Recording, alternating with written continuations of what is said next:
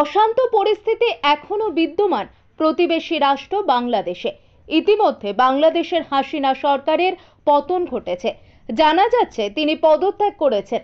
বাংলাদেশের সেই অশান্ত পরিস্থিতির কোনো রকম আঁচ যাতে ভারত বাংলাদেশ আন্তর্জাতিক সীমান্তবর্তী এলাকায় এসে না পড়ে, তার জন্য ভারত বাংলাদেশ আন্তর্জাতিক নদীয়ার সীমান্তবর্তী অঞ্চলে মোতায়েন করা হয়েছে বিএসএফ এর কড়া পাহারা। নিশ্চিদ্র নিরাপত্তার মোড়কে মুড়ে ফেলা হয়েছে সীমান্তবর্তী এলাকা। চলছে তল্লাশি। নদিয়ার কৃষ্ণগঞ্জের গেদে সীমান্তে বিএসএফ এর কড়া নজরদারির মাঝে ৩২ নম্বর ব্যাটালিয়ন কোম্পানির কমান্ডার সুজিত কুমার জানালেন, যে কোনো রকম পরিস্থিতির মোকাবিলা করতে তৈরি বিএসএফ জওয়ানরা। যদিও মঙ্গলবার সকাল থেকেই কড়া নজরদারির মধ্যে দিয়ে যারা বিএসএফ এর চেকপোস্টে দেশে ফেরার জন্য এসে দাঁড়িয়েছেন, তাদের পড়তে হচ্ছে বিএসএফ এর প্রশ্নের মুখে। কারণ যারা বাংলাদেশ থেকে ভারতে এসে চিকিৎসা করিয়েছেন, তাদের ভিসার মেয়াদ শেষ হয়ে গেছে। সেই কারণে বাংলাদেশে যতই অগ্নিগর্ভ হয়ে উঠুক না কেন, দেশে তো ফিরে যেতেই হবে। তাই নিরুপায় হয়ে নদিয়ার সীমান্তবর্তী বিএসএফ চেকপোস্টে তারা সময় কাটাচ্ছেন।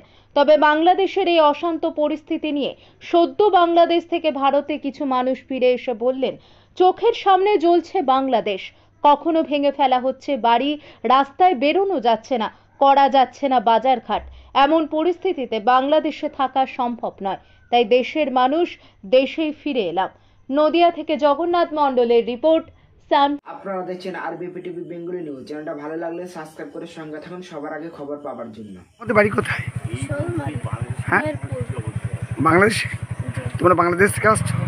বলছি বাংলাদেশে কি অবস্থা এখন? ভালোই আছে অবস্থা। ভালো আছে? গন্ডগোল মিটিয়েছে? হ্যাঁ। তোমাদের চোখে মুখে আতঙ্কের ছাপ কেন? বাংলাদেশ থেকে আসলে বাংলাদেশের অবস্থা কি? আমরা যখন এসেছি তখন ভালো ছিল। আমরা তো গ্রাম থেকে এসেছি, গ্রামের কোনো ঝামেলাটা দেখিনি। এই বর্ডারে এসে শুনছি অনেক ঝামেলা, বা খবরে শুনছি অনেক ঝামেলা চলছে শহরের দিকে, কিন্তু গ্রাম দিকে কোনো ঝামেলা নেই। এই বর্ডারে এসে বিভ্রান্তির ভিতরে পড়ে গেছি আমরা। আপনারা কি চান? আমরা চাই দেশটা শান্তিতে বসবাস করুক, সবাই চালুক। এর আগে সরকার তো অনেক ভালো ছিল, এখন নতুন কে আসবে জানি না কিভাবে হবে। আমরা তো চাই যে আমরা সাধারণ মানুষ ভালো থাকলে ভালো। আপনার নাম? আমার নাম আমানুল হক। আমাদের দেশের সম্পদ নষ্ট হোক, আমাদের দেশের মানুষের ক্ষতি হোক, আমরা এটা কখনোই চাইনি। আপনারা কি চান? আমরা চাই শান্তি। আমরা চাই শান্তি। আমরা খেটে খাওয়া মানুষ, দুবেলা দুটো খেয়ে পরে আমরা বেঁচে থাকবো, এইটুকু আমাদের কাম। বাংলাদেশ থেকে আসছেন, কোনো অসুবিধা হয়েছে আজকে? আমাদের বাংলাদেশ থেকে আসছে আমার হাজবেন্ডের হার্টের সমস্যা, আমরা বেঙ্গলারে যাব।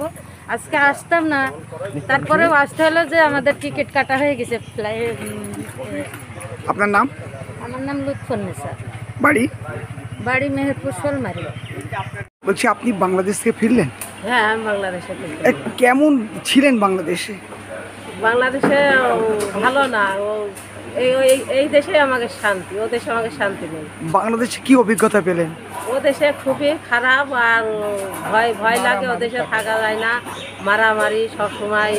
একটা মেয়াগের খুবই মানে মানে বিশেষ করে কি হিন্দুদের উপর অত্যাচারটা বেশি? নাই, ও আরোই আছে, দুই পক্ষেরই আছে।